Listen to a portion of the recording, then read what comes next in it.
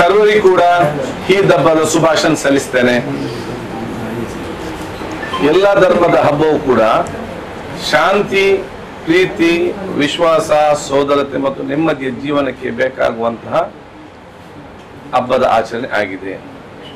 ಈ ಒಂದು ಪವಿತ್ರವಾದ ತಿಂಗಳಿನಲ್ಲಿ ಪವಿತ್ರವಾದ ಉಪವಾಸವನ್ನು 1 ತಿಂಗಳ ಕಾಲ ಅತ್ಯಂತ ಪಾವಿತ್ರೆಯಿಂದ ಶ್ರದ್ಧಾಪೂರ್ವಕ ಆಚರಿಸಿಕೊಂಡು ನಮ್ಮನ್ನು ನಾವು ಅತ್ಯಂತ ಶಿಸ್ತುಬದ್ಧವಾಗಿ ಮತ್ತು ಸರ್ವ ಜೊತೆ ಪ್ರೀತಿ ವಿಶ್ವಾಸದಿಂದ ನಮ್ಗೆ ಯಾರ ತೊಂದರೆ ಮಾಡಿದ್ರು ಕೂಡ ಅವನು ಶ್ರಮಿಸಿಕೊಂಡು ಯಾರು ಕಷ್ಟದಲ್ಲಿದ್ದಾರೆ ನಮ್ಮಿಂದ ಆಗುವಂಥ ಸಹಾಯವನ್ನು ಅವರಿಗೆ ಮಾಡಿ ಒಂದು ಸಂತೋಷದ ಮತ್ತು ನೆಮ್ಮದಿಯ ಆ 1 ತಿಂಗಳನ್ನು ಅತ್ಯಂತ ಪಾವಿತ್ರ ನಾವು ಕಲಿತಿದ್ದೇವೆ.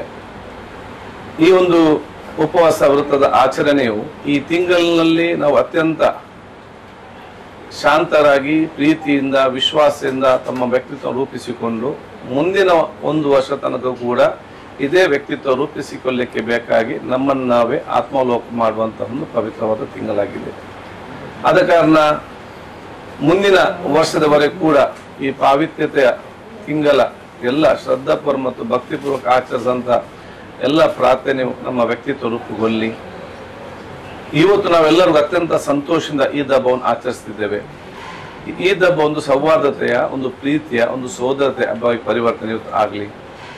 ನಾವು ಆಚರಣೆ ಜೊತೆಯಲ್ಲಿ ಸಮಸ್ಯೆ ಎಲ್ಲರೂ ಕೂಡ ಅತ್ಯುತ್ತಮ ಸಂತೋಷದಿಂದ ಈ ಹಬ್ಬವನ್ನು ಆಚರಿಸುವಂತ ಒಂದು ಸಮಯ ಸರ್ವರಿಗೂ ಕೂಡ ಬರಲಿ ಅಂತ ನಾನು ಹೇಳಿಕೊಳ್ಳುತ್ತಾ, ಇದು ಪರಸ್ಪರ ಸಂಸ್ಕೃತಿ ಮತ್ತು ವಿಶ್ವಾಸವನ್ನು, ಪರಂಪರೆಯನ್ನು ಯುವ ಜನಾಂಗಕ್ಕೆ ಮತ್ತು ನಮ್ಮ ಸುತ್ತಮುತ್ತಲ ಸರ್ವ ಧರ್ಮರಿಗೂ ಕೂಡ ಹಂಚುವಂತಹ ಒಂದು ಪವಿತ್ರವಾದ ಹಬ್ಬದಂತ ಸಂದರ್ಭದಲ್ಲಿ ನಾನು ಸರ್ವರಿಗೂ ಕೂಡ ನನ್ನ ಶುಭಾಶಯ ಸಲ್ಲಿಸಿಕೊಂಡು ಇವತ್ತಿನ ಒಂದು ಪವಿತ್ರವಾದ ಪ್ರಾರ್ಥನೆಯಲ್ಲಿ ಇಡೀ ಊರಿಗೆ, ಇಡೀ ನಮ್ಮ ರಾಜ್ಯಕ್ಕೆ ಮತ್ತು ನಮ್ಮ ದೇಶಕ್ಕೆ, ವಿಶ್ವದಲ್ಲೇ ಶಾಂತಿ, ಸೋದರತೆ, ಪ್ರೀತಿ, ವಿಶ್ವಾಸದ ಒಂದು ವಿಶ್ವ ಬರಲಿ ಅಂತ ಹೇಳಿ ನಾವೆಲ್ಲರೂ ಕೂಡ ಪ್ರಾರ್ಥಿಸುವಂತ ಹೇಳಿಕೊಳ್ತಾ ನಿಮಗೆ ಮತ್ತೊಮ್ಮೆ ಈದ್ ಹಬ್ಬದ ಶುಭಾಶಯ ಸಲ್ಲಿಸಿಕೊಂಡು ನಿಮ್ಮೆಲ್ಲರ ದುವಾ ನಾನು ಕೇಳಿಕೊಳ್ತೇನೆ. ಅಸ್ಸಲಾಂ ಅಲೈಕುಂ ವರಹಮತುಲ್ಲಾಹಿ ವಬರಕಾತುಹು.